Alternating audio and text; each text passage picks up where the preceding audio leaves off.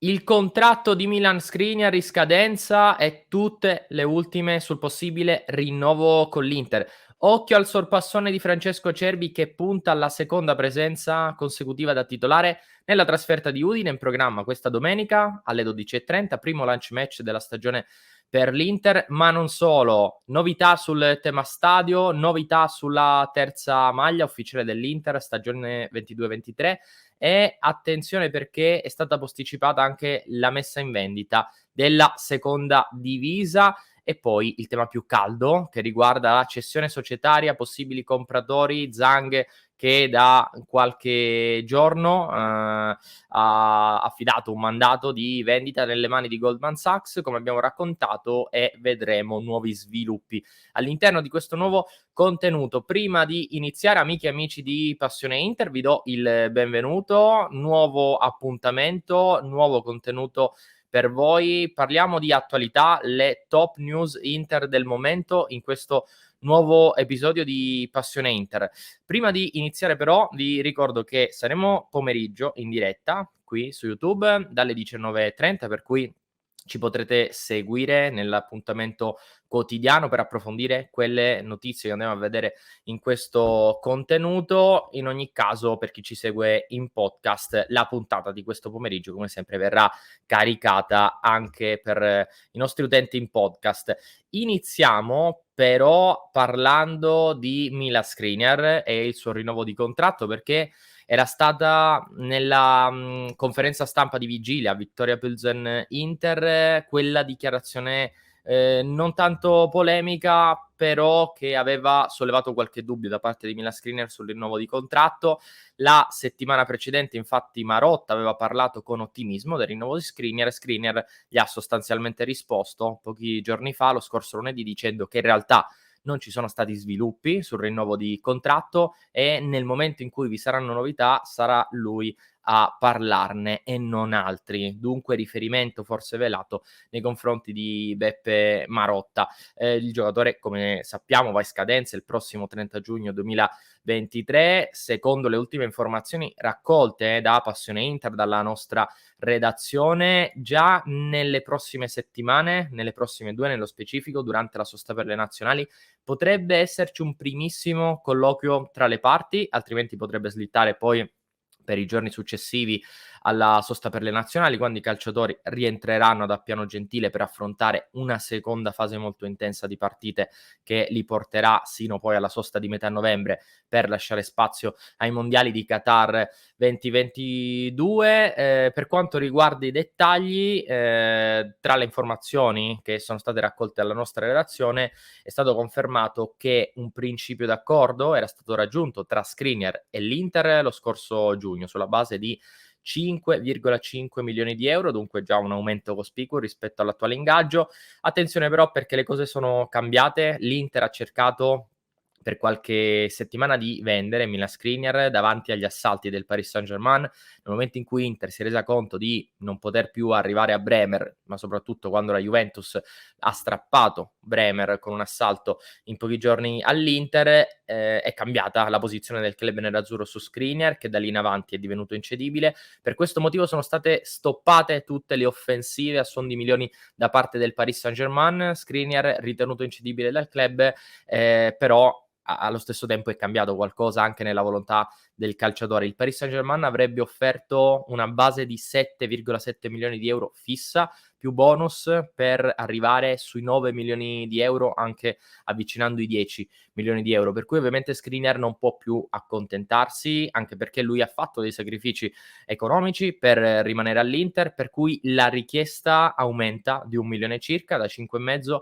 vorrebbe 6,5 milioni di euro netti all'anno, vale a dire lo stesso contratto che è stato garantito con gli ultimi rinnovi sia a Lautaro Martinez che a Marcelo Brozovic. Una richiesta legittima perché il calciatore ha dato tantissimo in questi ultimi anni, ha sempre giurato fedeltà, è considerato uno dei possibili capitani del futuro dell'Inter, anche se in questo inizio di stagione non sta convincendo, forse distratto dalle voci di mercato, dalle voci del rinnovo, però ci aspettiamo qualcosa in più. Rimanendo nel reparto dei difensori, chi ha convinto e anche a sorpresa nell'ultimo test, impegno ufficiale contro il Viktoria Plzen, è Francesco Acerbi, avversario non così impegnativo, in 10 tra l'altro in inferiorità numerica dunque per buona parte della partita, però ha dato sicurezza. Fisicamente ha retto i 90 minuti ed era il più grande timore che aveva anche lo stesso calciatore, che non giocava 90 minuti da oltre 3 mesi, però ha giocato bene, personalità, sicurezza, palle aeree, è comunque un difensore molto forte. Per questo motivo attenzione, perché Inzaghi potrebbe riconfermarlo per la seconda partita di fila dal primo minuto per Udinese-Inter di questa domenica alle 12:30. Partita complicata perché l'Inter affronta una delle squadre più in forma del campionato, che gioca meglio, tanti gol, fisicamente dinamica, sta veramente bene l'Udinese di Sottil, allenatore rivelazione in questo inizio di campionato, ennesima intuizione dell'Udinese che dimostra di avere un occhio molto attento non solo ai giovani talenti, ma anche ai giovani allenatori. In ogni caso potrebbe giocare Acerbi, 2 opzioni, o nuovamente al posto di De Vrij al centro della difesa, ma anche da braccetto al posto di Bastone sul centro sinistra potrebbe essere una soluzione, visto che De Vrij ha riposato in Champions League, potrebbe tornare dal primo minuto. Per Inzaghi non sarebbe un problema schierare Acerbi sul centro sinistra da braccetto, insomma, visto che lo ha già fatto alla Lazio, e sotto questo aspetto è abbastanza duttile. Andiamo adesso al tema stadio, perché ci sono delle novità che riguardano il tema stadio, anche abbastanza importanti, con delle rivelazioni pubblicate sul Corriere della Sera. Innanzitutto dobbiamo dire che inizialmente il dibattito pubblico era stato fissato per il 19 settembre, potrebbe slittare, sappiamo che è un evento cruciale per poi accelerare il processo verso la costruzione dello stadio, verso il definitivo via libera alla costruzione dello stadio da parte del Comune di Milano. Inizialmente previsto per il 19 settembre, il dibattito pubblico potrebbe slittare nella settimana successiva al 25 settembre, perché il 25 settembre vi saranno le elezioni governative, dunque potrebbe slittare, ma immaginiamo insomma a ridosso tra fine settembre ed inizio ottobre. Cosa però ha diffuso il Corriere della Sera che è veramente molto importante, un estratto della relazione tecnica del nuovo progetto stadio partorito da Inter e Milan. E attenzione, perché rispetto a quanto si era detto negli ultimi mesi c'è una modifica abbastanza rilevante, ecco, non di poco conto. Vi leggo un breve estratto che ha pubblicato il Corriere della Sera, che dice: in riferimento al nuovo stadio si prevede la completa demolizione e non più il mantenimento di una porzione. Questo in riferimento allo stadio San Siro, all'attuale Giuseppe Meazza. Un estratto della relazione tecnica del progetto del nuovo stadio. Continua questa relazione in un altro estratto dicendo: a differenza della precedente proposta, nessuna vestigia dell'attuale stadio Giuseppe Meazza sarà oggetto di conservazione e rifunzionalizzazione. Cosa significa? Che se inizialmente si era parlato di demolire solamente il terzo o terzo e secondo anello per mantenere comunque uno scheletro dello stadio, in realtà, secondo l'ultima relazione tecnica, San Siro, l'attuale Giuseppe Meazza, dovrebbe essere demolito, per cui inizialmente si era parlato ad esempio di riconvertire lo stadio eliminando 2 anelli, a un impianto destinato ai settori giovanili di Inter e Milan, alle formazioni femminili di Inter e Milan. In realtà, secondo gli ultimi aggiornamenti, il Giuseppe Meazza potrebbe essere demolito, e questa insomma è una notizia che sicuramente farà discutere soprattutto i tifosi più romantici, quelli più attaccati, legati ad un monumento, perché è considerato un monumento a tutti gli effetti, come il Giuseppe Meazza attuale. Questo sul tema stadio. Altra notizia di oggi che riguarda invece la seconda maglia dell'Inter, perché inizialmente l'Inter con il lancio della seconda maglia aveva annunciato la messa in vendita al pubblico ad inizio settembre. In realtà siamo al 15 di settembre, la seconda maglia 22-23 dell'Inter non è stata ancora messa in vendita, per intenderci quella che abbiamo visto in trasferta nell'ultimo impegno di Champions League, anche se lì vi erano alcune modifiche cromatiche richieste espressamente dall'UEFA, non è stata messa in vendita ancora pubblicamente dall'Inter e dovrebbe dunque slittare ancora di qualche settimana.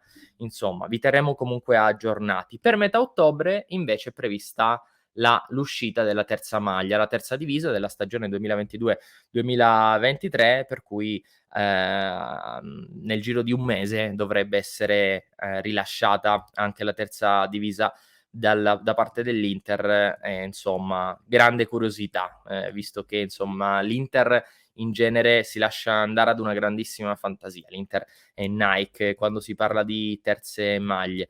Per chiudere con le notizie dell'Inter più importanti di giornata, dobbiamo passare al tema della cessione societaria, al passaggio di proprietà.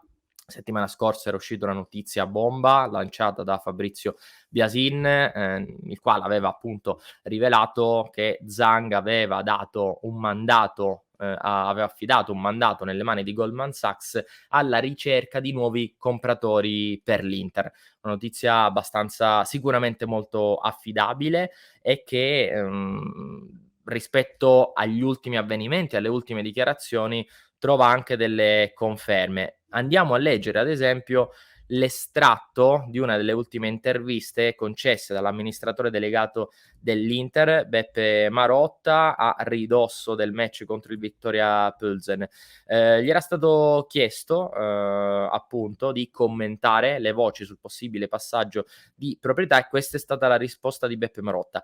Come area tecnica siamo concentrati sul lavoro. Quel che avviene sopra le nostre teste è qualcosa che è in ballo da 2 anni e questa è la dichiarazione che ha fatto discutere, perché ha ammesso che da 2 anni effettivamente qualcosa si sta muovendo intorno alla galassia Suning, intorno alla famiglia Zhang e alla loro proprietà delle quote di maggioranza dell'Inter. La decisione sarà quello che sarà e verrà presa dalla famiglia Zhang, che ha rispetto della storia dell'Inter, e per questo sono tranquillo. È dunque una voce ufficiale quella che arriva sulla cessione dell'Inter, non ha ovviamente detto, come abbiamo appena letto, che l'Inter verrà ceduta, che ci sono delle trattative in corso, però effettivamente si stanno cercando dei nuovi compratori e ci sono delle novità, perché occhio, soprattutto negli Stati Uniti si parla di diversi ricchi imprenditori che potrebbero acquisire l'Inter. L'ultimo nome circolato è quello di Stephen Ross, proprietario dei Miami Dolphin, una delle migliori, più belle realtà della NFL negli Stati Uniti, per cui occhio a quest'ultimo nome che è circolato. Diciamo anche che il momento per cedere forse è ideale per quanto riguarda la famiglia Zhang, innanzitutto perché il prestito con Actree ha una scadenza ancora ha ancora abbastanza tempo, no? Prima della scadenza fissata per maggio 2024. Anche l'ultimo bond emesso dal club nerazzurro scade nel 2027.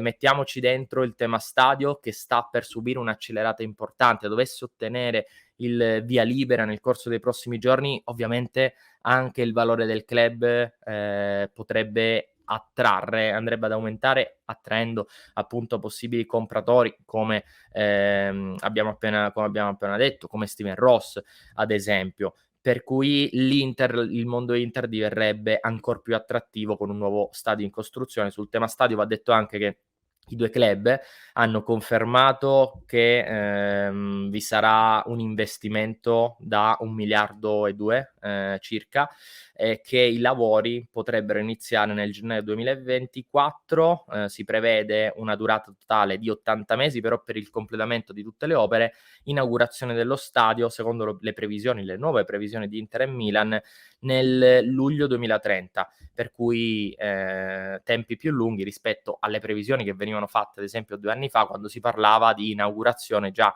a partire dalla stagione 2027-2028. In questo caso invece, secondo l'ultimo progetto, inaugurazione che potrebbe avvenire nella stagione 2030-2031. Insomma, parliamo di un futuro ancora molto lontano, però queste sono le previsioni e quindi anche il tema stadio può attrarre possibili compratori. Non va sottovalutato l'ultimo settlement agreement che l'Inter ha concordato difatti con l'UEFA, perché potrebbe dare una grande mano ad un eventuale proprietario nuovo, con più libertà di investimenti, di movimenti al primo anno di insediamento. Quindi anche questo tema non è assolutamente da sottovalutare. Queste erano le notizie più importanti di giornata, alle quali se n'è aggiunta un'altra non tanto importante, però che fa piacere, perché Robin Gosens è stato convocato ufficialmente dalla nazionale tedesca, per cui torna in nazionale, può dare fiducia al ragazzo, visto che abbiamo parlato sempre di una sorta di blocco mentale, un tema che sta facendo discutere, ne stiamo parlando tanto anche sul nostro club, su Club di Passione Inter, con tutti i nostri abbonati. Tra l'altro qui trovate anche il sito per andare ad abbonarvi, www.passioneinter.club, per cui se volete entrare a far parte della nostra famiglia con tutti i vantaggi, tra cui la possibilità di entrare in diretta con noi tutti i giorni dalle 19:30 sino alle 20:30, andate su www.passioneinter.club e poi lì scegliere il pacchetto che più desiderate per entrare a far parte dei nostri abbonati. Di Robin Gosens abbiamo parlato anche nel video di ieri, ne ha parlato il nostro Simone, del momento che sta passando, della partita col Viktoria Plzen, di questo inizio complicato di stagione.